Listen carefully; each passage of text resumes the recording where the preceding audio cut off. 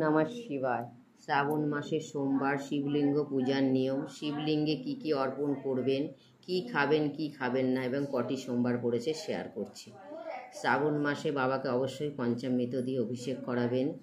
আর তাছাড়াও আপনারা এই যেটা কেশর চন্দন দেখাচ্ছে এটা অর্পণ করবেন এবং এর সঙ্গে অগুরু দেবেন, কালো তিল, শস্য হিসাবে কালো তিল দেবেন, আর মাসকড়াইয়ের ডাল দেবেন এবং আতপ চাল, জব এগুলো অবশ্যই দেবেন।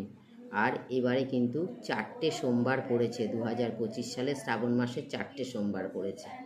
এবারে আতপ চাল দিতে পারেন অথবা গোবিন্দভোগ চাল দিলে আরও ভালো হয়।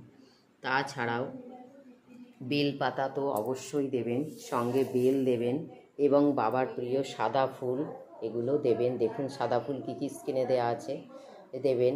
বাতাসা ভোগও দেবেন, সঙ্গে 5 ফলও দিতে পারেন আপনারা। যে 5 ফল পারবেন না অন্তত কিছু না হলে বেল অবশ্যই দেবেন। ধূপকাঠি দেবেন, ঘিয়ের প্রদীপ জ্বালাবেন, সেটা পিতলের হোক বা মাটির হোক। অবশেষে কি করবেন আপনারা, মাটির আপনার প্রদীপে কি যাই হোক কর্পূর জ্বালিয়ে বাবাকে আরতি করবেন। এবারে এই সময় অবশ্যই বাবার প্রিয় ফুল ধুতুরা, অপরাজিতা এবং নীলকণ্ঠ এটা দিয়ে পূজা দেবেন। অপার আকন্দর মালা দেবেন বাবাকে, আর ফল হিসাবে বেল অবশ্যই দেবেন। এবার অন্য ফল 5 ফল দিতে পারেন। এবার এই সময় আমিষ জাতীয় কোনো খাবার খাবেন না, বিশেষ করে মাছ বা মাংস রান্না করে কাউকে দেবেনও না, তাতে আপনি পাপের শিকার হবেন।